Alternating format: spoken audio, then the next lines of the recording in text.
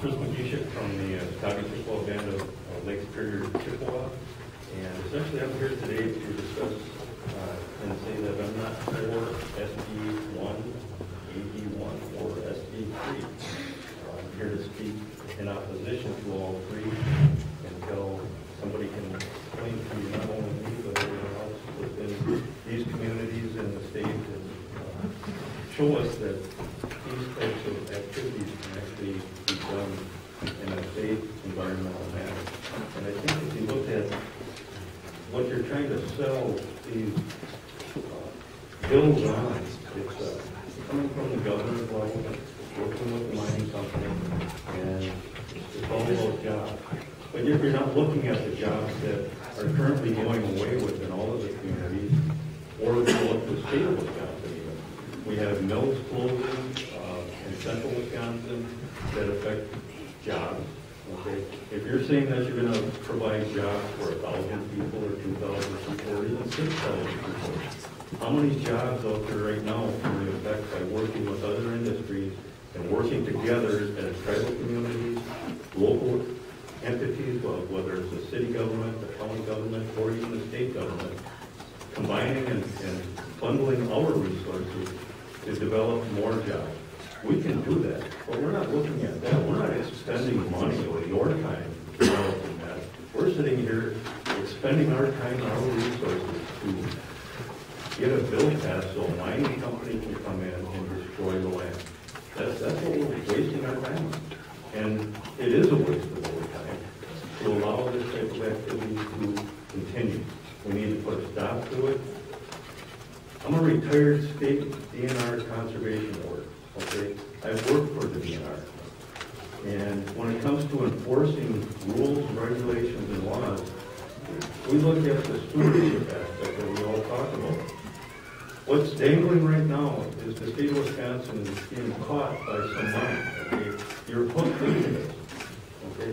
What you as senators and assembly people need to do is, okay, the state of Wisconsin caught being reeled into this money factory.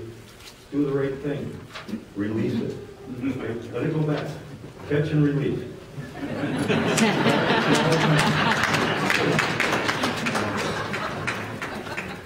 When it comes to the legal terminology that you have within these bills, it's all about shall, will, may, and, but, and for. Language that when you have a shall in these bills, it's something that's required.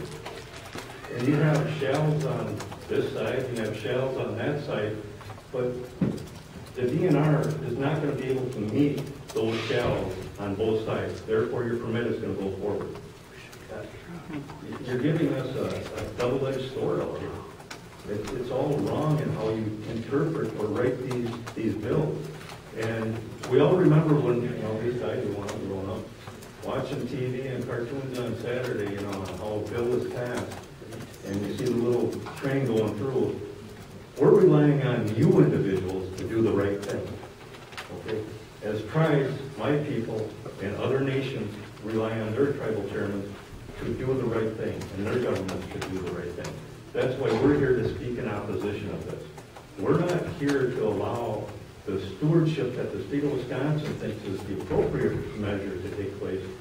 We're going to show you how the proper stewardship is when it comes to mining. We had the Cranium mine over in Mole Lake. We dealt with that for a number of years. We are now proud landowners with the body of minerals beneath that. Okay, that's how that situation ended up being rectified. But the tribes as a whole, we've owned this land. We were here. Okay, you're telling us that we have to succumb to whatever the state of Wisconsin or the government entities want to do to develop up to 6,000 jobs? We're going to allow you to destroy our home territories? No, that's not going to happen. It can't. And in closing, the DNR, when you develop these bills and these laws, you always look at the financial impact, correct? What's the impact going to be on other agencies or other town governments or other city governments or even us tribes? Okay, you are impacting us as a tribe. We have to expend finances to come in and sit here and try to explain our position on something we either agree with or we disagree with. But the whole process, you should be coming to us as tribal leaders. That is what the government relationship is all about. It's not a letter. I mean, I can make phone calls.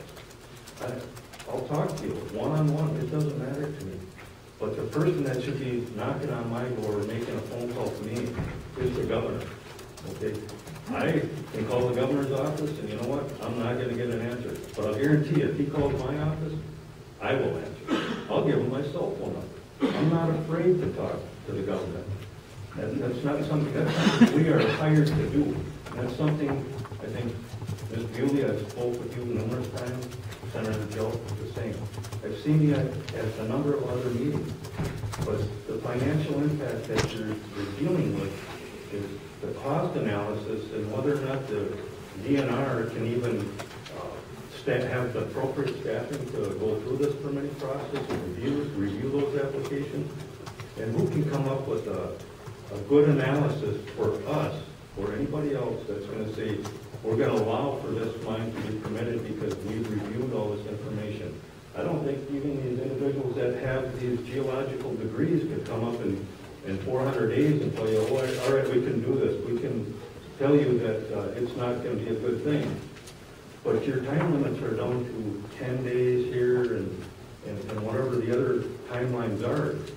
They are not out there far enough for everybody to have a say. And that's why I speak against all of these things.